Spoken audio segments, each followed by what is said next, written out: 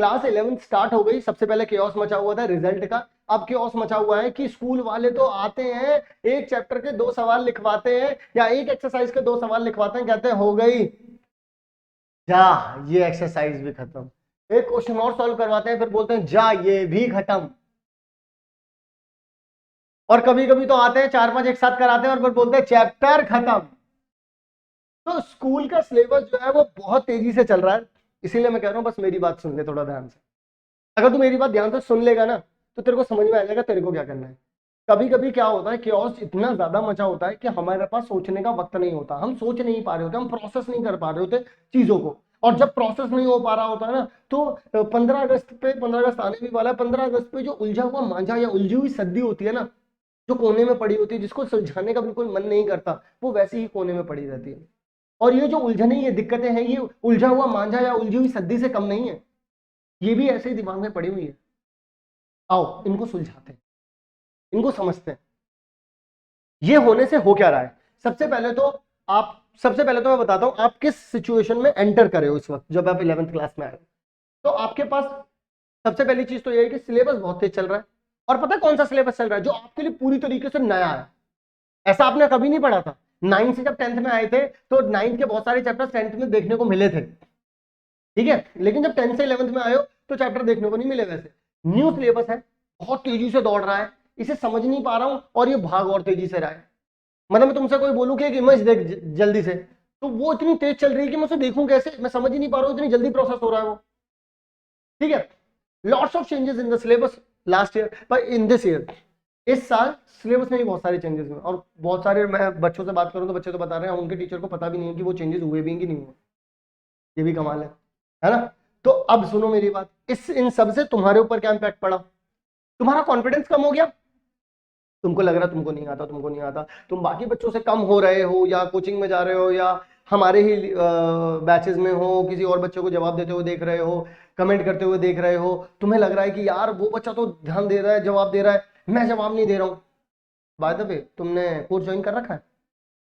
भाई साहब नहीं कर रखा तो डिस्क्रिप्शन में फॉर्म दे रखा है, 3 से 4 हजार रुपए में लाइव क्लास डेली मिल रही है आपको, और विद फ्री डाउट इंजन।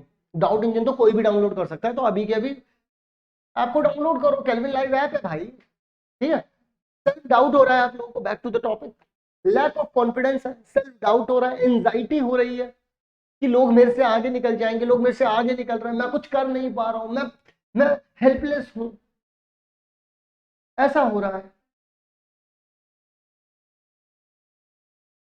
भाई सिर्फ एक काम कर, मेरी बात सुन, ओ ओ ई।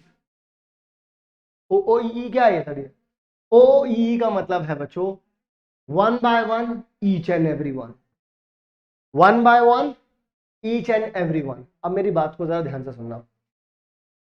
वन बाय वन और ईच एंड एवरी वन का मतलब क्या है? One by one and each and every one का मतलब यह है कि मैं एक एक चीज करूंगा और एक एक स्टेप लेकर के करूंगा। जैसे कि अगर आप लोग हमारे कोर्स में पढ़ रहे हैं तो आपको पता चलेगा कि हम लोगों ने एक एक चैप्टर के ऊपर पूरा पूरा टाइम दिया है बच्चों को, अच्छे से टॉपिक्स को समझा रहे हैं। पता क्या हो रहा है, क्या होता है, कभी भी आपको अगर यूं चलना होता है ना, यूं यूं जाना होता है, तो ये वाला जो प्रोसेस होता है ना थोड़ा सा धीमे होता है। आप लोग भी केमिस्ट्री में पढ़ेंगे, इनिशिएशन एनर्जी देनी पड़ती है। इनिशिएशन एनर्जी जो होती है वो थोड़ा सा टाइम लेती है, उसके बाद शू रिएक्शन बहुत तेजी से होती है।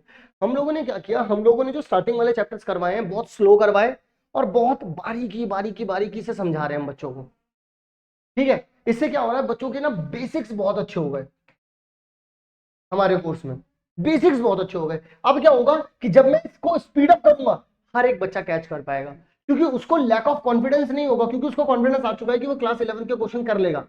क्योंकि उसको मैंने जब 2-3 चैप्टर करवा दूंगा तो उसके बाद उसके दिमाग में ये हो जाएगा कि ओ ये तो इजी है, ये तो मैं कर सकता हूं, इसके 2-3 चैप्टर कर लिए, आगे वाले भी कर लूंगा। Here is the confidence. जब कॉन्फिडेंस आया, जैसे ही कॉन्फिडेंस आया, तुम समझ जाओ सेल्फ डाउट खत्म हो चुका है, क्योंकि उसने कुछ असलियत में हासिल किया, वो क्वेश्चन कर पा रहा है। उसके बाद एंजाइटी क्यों है, फिर एंजाइटी तो है ही नहीं। बस जैसे ही मोड चेंज हुआ, माइंडसेट चेंज हुआ, आप आग बन चुके होंगे, you will become a fire, you will unstoppable. ठीक है, तो ये पावर है। अगर आप धीरे धीरे करके शुरुआत करेंगे, धीरे धीरे करने से चैप्टर्स भी समझ में आते हैं, फिजिक्स समझ में आने लग जाएगी, केमिस्ट्री समझ में आने लग जाएगी, मैथ्स समझ में आने लग जाएगी, किस लेवल की मैथ्स पढ़नी है, क्या पढ़ना है मैथ्स में, ये सब कुछ तुम्हें समझ में आने लग जाएगा। लेकिन तुम्हें थोड़ा सा टाइम देना पड़ेगा, ठीक है। अभी जो बच्चे हमारे साथ पढ़ रहे हैं, स्टार्टिंग में वो बोल रहे थे सर हमारे स्कूल वालों ने ये वाला चैप्टर करवा दिया, वो चैप्टर करवा दिया। आप पता है वो क्या बोल रहे हैं कि सर स्कूल में 5 चैप्टर हो गए और यहाँ पर हमने 2 चैप्टर किए, लेकिन ये 2 बहुत अच्छे से आते हैं। मैंने बोला बेटा अब ना 5 तक कब पहुंच जाओगे तुम्हें पता भी नहीं चलेगा। स्कूल वालों को सिर्फ सिलेबस पूरा करवाना है, लेकिन हमें सिलेबस समझाना है। और देखना अब ये स्पीड यहाँ पे स्पीड अप हो जाएगा, क्योंकि हर एक बच्चा अंडरस्टैंडिंग हो चुका है क्लास 11 के साथ। भाई वो तो 5 चैप्टर 5 दिन में भी करवा देंगे, तुम नहीं कर सकते। लेकिन 5 दिन में तुम्हारे लिए सब कुछ नया है, उनके लिए पुराना है, लेकिन तुम्हारे लिए नया है, ठीक है। तो अगर तुम पढ़ना चाहते हो हमसे तो डिस्क्रिप्शन में फॉर्म दे रखा है, पहले ही फॉर्म है, फॉर्म को जाके फिल कर दो। अगर तुम्हें डाउट इंजन चाहिए हमारा, वो फ्री ऑफ कॉस्ट है, आप जाइए डिस्क्रिप्शन में दूसरा लिंक दे रखा है हमारी ऐप का, ऐप डाउनलोड कर लो। और अगर कोई भी दिक्कत है तो आप हमें कमेंट में बताइए, हम उस दिक्कत के ऊपर वीडियो बनाएंगे। तो आई होप यहाँ तक की बात समझ में आ गई होगी। अगर लेट चल रहा है तो उनको उसके हिसाब से चलने दो, तुम चीजों को अपने हिसाब से करो। कैसे करना है, तुम पहले बेसिक्स बनाओ, स्टार्टिंग के 2-3 चैप्टर डाउन से रज के समझ लो, उसके बाद फिर तुम स्पीड अप कर सकते हो। और कहीं पर भी पढ़ रहे हो उनके साथ साथ चलो, वहां पर एंड करते चलो उनका सिलेबस, क्योंकि दोनों चीजें कभी फॉलो नहीं कर पाओगे, किसी एक को ही फॉलो करना पड़ेगा। वहां कोई पढ़ा नहीं रहा तो यहाँ पढ़ा रहे हो तो यहाँ पढ़ लो, ठीक है बच्चों। तो मिलता हूं नेक्स्ट प्रॉब्लम के सोल्यूशन के साथ, तब तक के लिए आप सभी लोग अपना ध्यान रखें।